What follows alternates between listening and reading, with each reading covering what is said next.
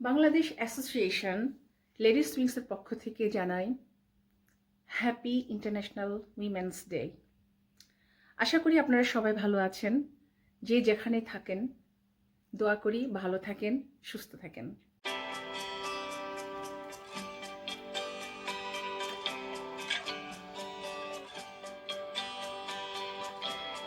এখানে থেমো না, এখনই থেমো না, গল্প এখনো হয়নি সারা। আসলেই তো আমরা কখনোই থামবো না। এখন কিন্তু আমাদের সময় নাই থামার। তো আমি সঞ্জিদা, একজন মা, একজন মেয়ে, একজন বউ, একজন সিঙ্গার আর একজন শিক্ষিকা। আমার পথ চলা কিন্তু এতই ইজি ছিল না। এখানে আসার পেছনে কিন্তু অনেক গল্প আছে। সেই গল্পগুলো আমি একটু একটু করে শেয়ার করব। তবে হ্যাঁ, এখন কিন্তু থামার সময় নাই আমাদের। আমরা কিন্তু থামবো না। আমার এই পথ চলাতে আমি কিন্তু অনেক মানুষের সাথে মিশেছি। অনেক ভাবি, আপু, সবার সাথে আমি মিশে কথা বলে কিন্তু আমি এতটুকু বুঝতে পেরেছি যে আমরা মেয়েরা আমাদের যে পাওয়ার, আমাদের যে শক্তি, এই ব্যাপারগুলো কিন্তু আমরা জানি না।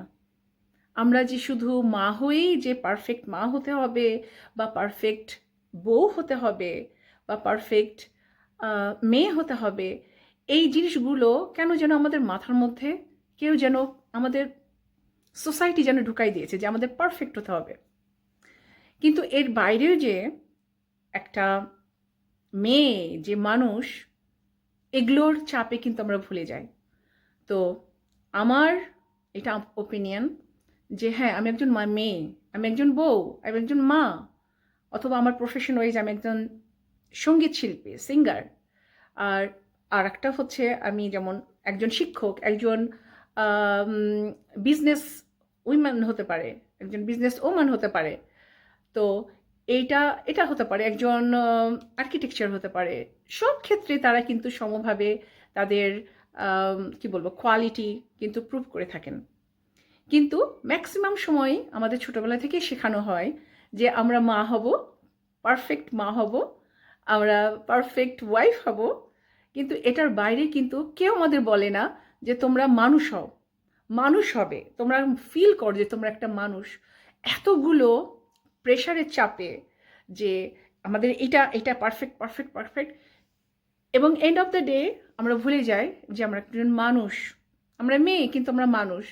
আমরা সব কিছু কী করি, বিলিয়ে দেই, সব কিছু স্যাক্রিফাইস করে বাচ্চাকে বড় করছি, পরিবারকে সুন্দর করছি, বাট নিজেকে যে সুন্দর করতে হবে সে কথাগুলো কিন্তু আমরা ভুলে যাই। তো আমি বলি আমাদের আপুরা, আমাদের ভাবিরা, যারা আছেন, আমাদের মেয়েরা, পাওয়ারটা ফিল করো। তোমরা সবাই ফিল করো যে তোমাদের যে পাওয়ার সেটা ফিল করো। এই পাওয়ারটা দিয়ে কিন্তু তোমরা এগিয়ে যেতে পারো। তোমাদের কিন্তু কারো দরকার হবে না। তোমরা যদি ফিল করো যে না আমার এটা আছে, আমি এগিয়ে যাব। তবে এটাই হচ্ছে কথা যে মেয়েদের এগিয়ে যাওয়াটা এত ইজি না। আর আরেকটা কথা আমার কাছে মনে হয়, কোনো মেয়ে মনে করে যে হ্যাঁ আমি তো পারবো, আমাকে একটু ওয়ে যদি দেখিয়ে দেয় তাহলে আমি পারবো। অ্যাকচুয়ালি কিন্তু তা না। কেউ কিন্তু কারো রাস্তা দেখিয়ে দেয় না, ওয়ে কিন্তু দেখিয়ে দেয় না। নিজের রাস্তা নিজেকে তৈরি করতে হয়।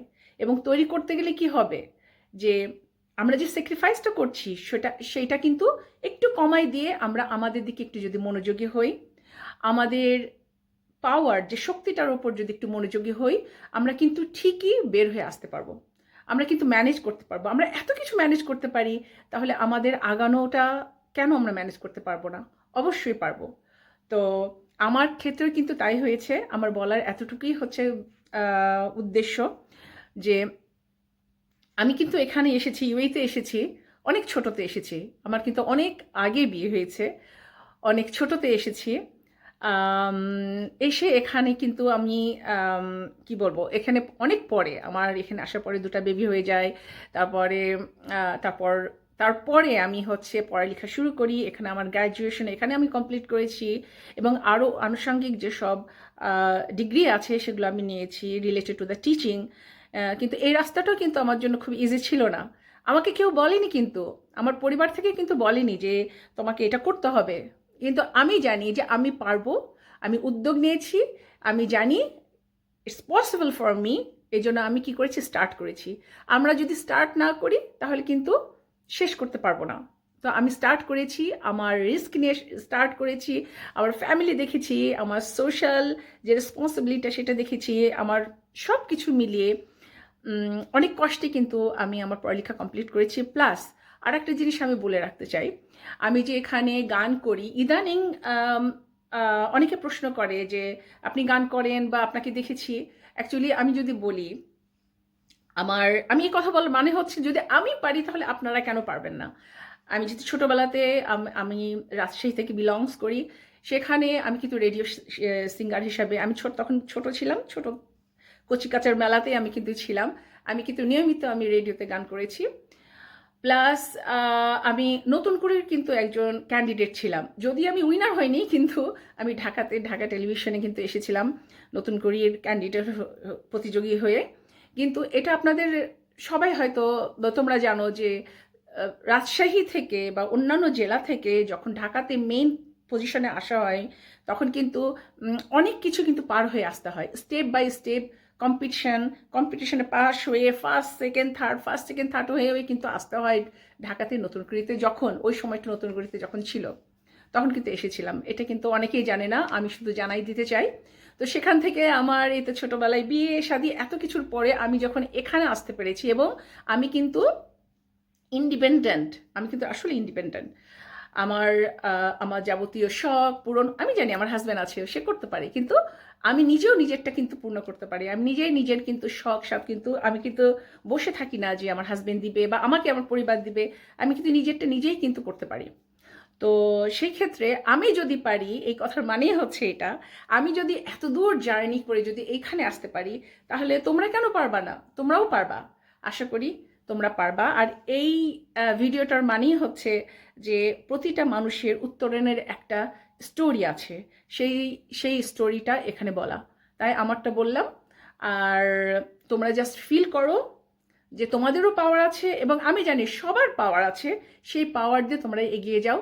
কেউ হয়ে যাও বিজনেস ওম্যান, কেউ হয়ে যাও একজন আর্টিস্ট, কেউ হয়ে যাও সিঙ্গার, কেউ হয়ে যাও teacher, what ever the lot of way তোমরা অনেক আগাতে পারো।